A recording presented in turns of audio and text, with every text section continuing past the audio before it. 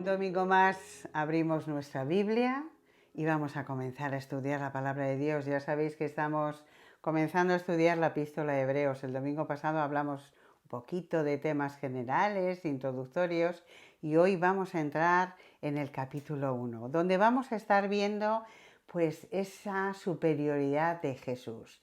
Comienza el capítulo no como las epístolas a las cuales estamos acostumbrados con saludos, etcétera, etcétera. No, comienza directo al problema fundamental.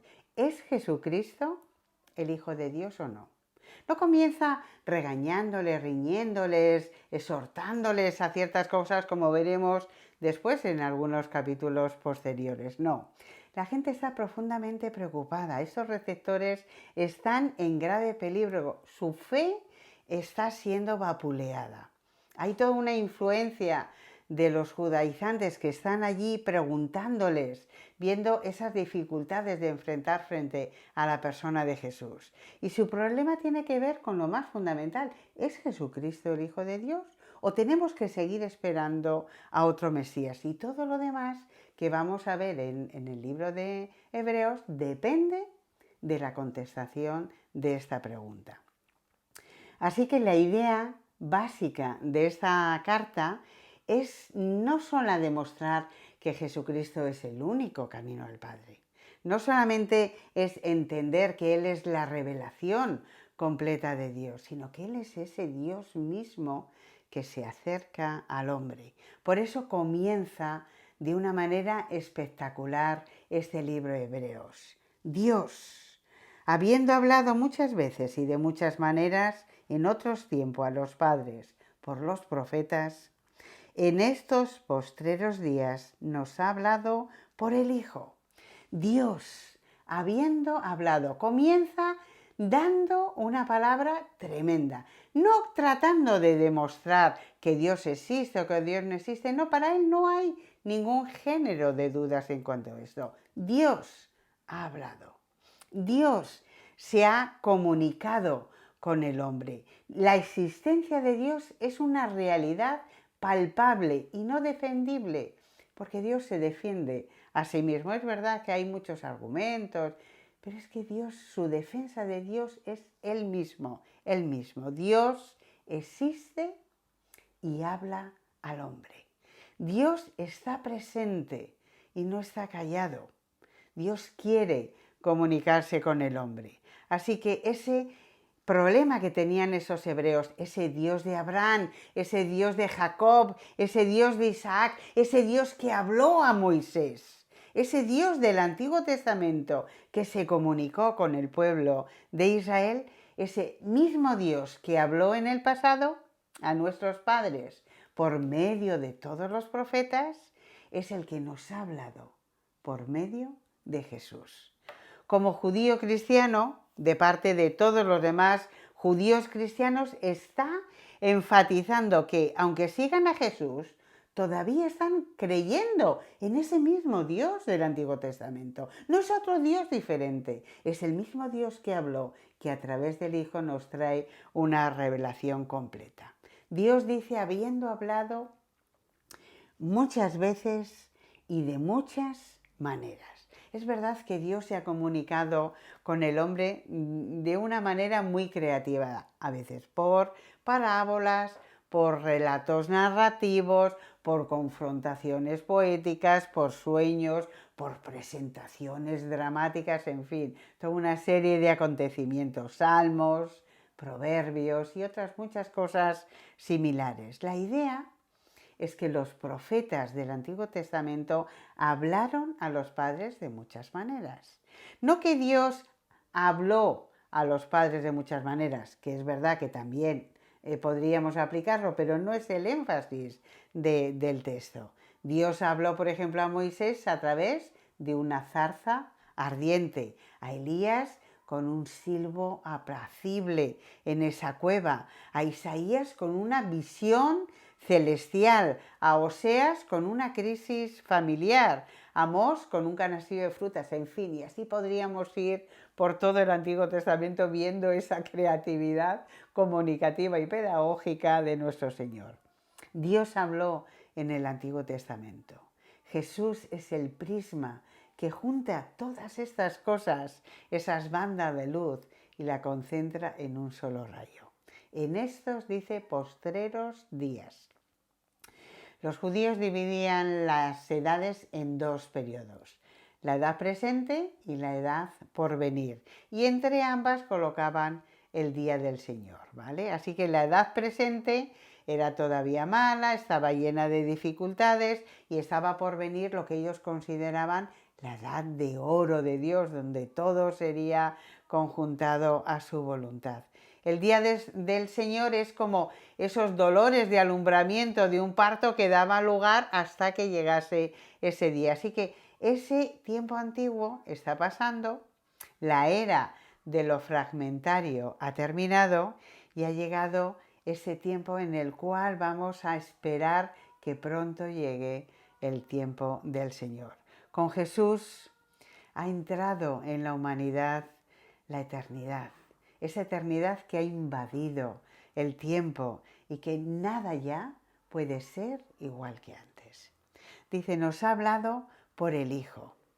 No es que el Hijo ha traído un mensaje del Padre, es que Él es el mensaje, Él es el Verbo encarnado, Él es el mismo mensaje. Dios no esperó, es verdad, hasta la llegada del Mesías para comunicarse con el hombre. Desde Génesis Dios habló con el hombre, pero fue una revelación progresiva. Empezó dando ideas, detalles, hasta que en Jesús se hace completa la revelación, completa y absoluta. ¿Qué quiere decir esto? Que después de Jesús no hay más revelación. Ya no hay más revelación de parte de Dios. El pasado, ese pasado de etapas se completa en la persona de Jesucristo. Más allá de Él, Dios ya no tiene nada que decir. No hace falta decir nada más, porque Jesús ha traído la revelación completa que el hombre necesita.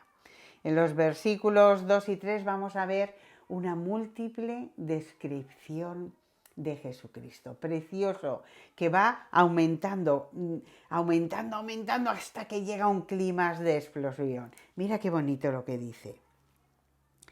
A quien constituyó heredero de todo, por quien asimismo hizo el universo, el cual, siendo el resplandor de su gloria y la imagen misma de su sustancia, quien sustenta todas las cosas con la palabra de su poder, habiendo efectuado la purificación de nuestros pecados por medio de sí mismo, se sentó a la diestra de la majestad de las alturas, heredero de todo, el que hizo el universo, el resplandor de su gloria, ese que irradia el brillo que resplandece de la propia luz. Jesús es el rayo de la gloria de nuestro Señor, la imagen misma de su sustancia. Esa semejanza es el que tiene que ver con su esencia, con lo que Él es.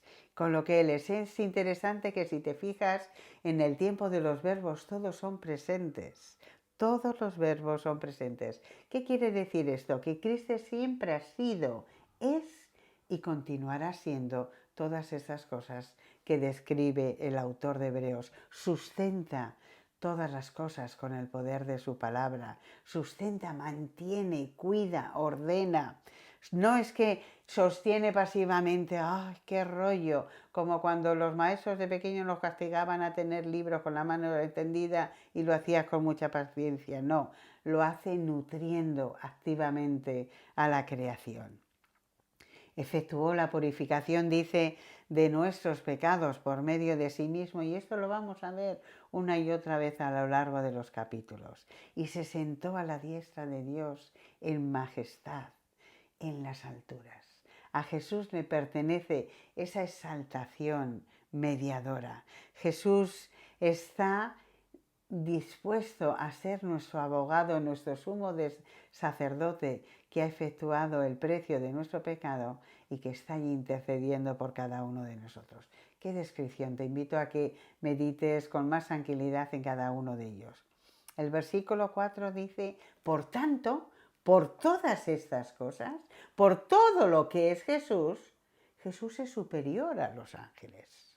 ¿Cómo no va a ser superior a los ángeles después de lo que acaba de hacer? Claro, tenemos que ponernos un poquito en antecedentes, porque dentro de lo que significaba el judaísmo, los ángeles eran considerados como los mediadores entre Dios y los hombres. Y claro, ahora el autor de Hebreos nos pone allí delante a Jesús como el único mediador y tenemos que ajustar y ver un poquito lo que ellos pensaban. He conseguido algunos datos interesantísimos de lo que los judíos creían que significaba su relación con el hombre y con el mismo Dios.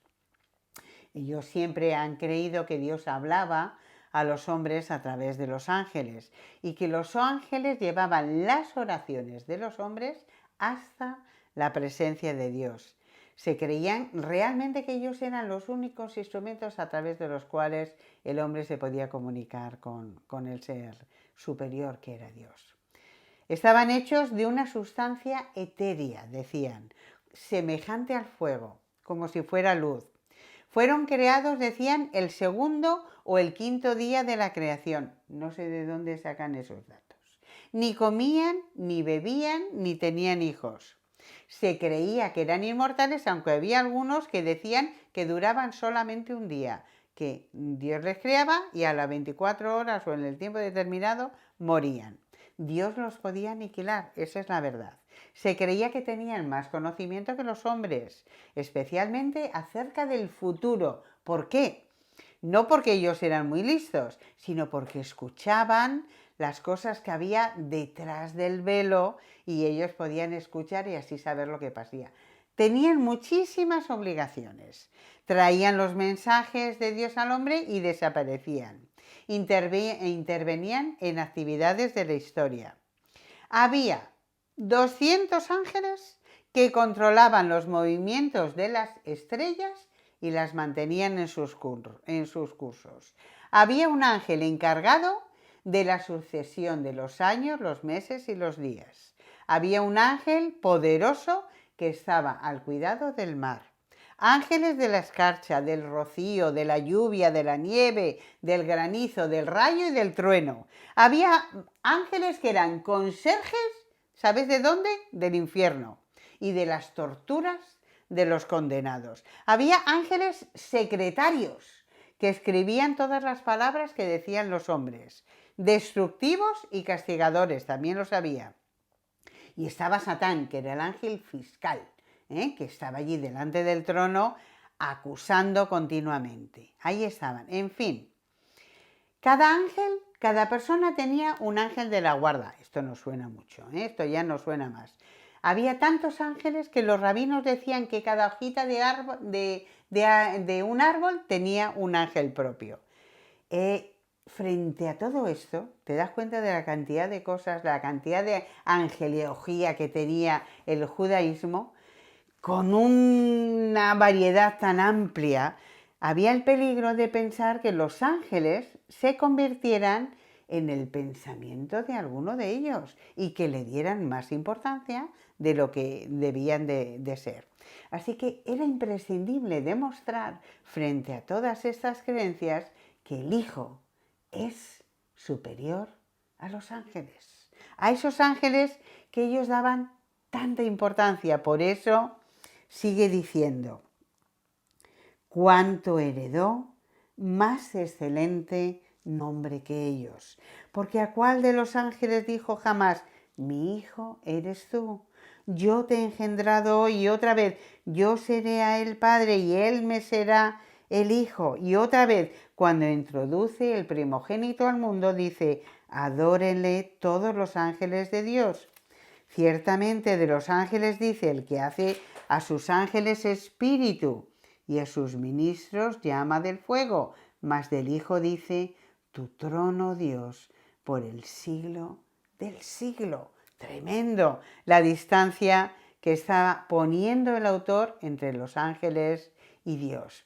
Las Escrituras prueban una y otra vez que Jesús es superior a los ángeles hebreos. Ya estamos leyendo Salmo 2.7, Segunda de Samuel 7.14 y en fin, otros muchos textos que posiblemente podéis buscar durante esta semana. ¿A cuál de los ángeles? Jamás le dijo el Señor, Dios Todopoderoso, mi Hijo eres tú.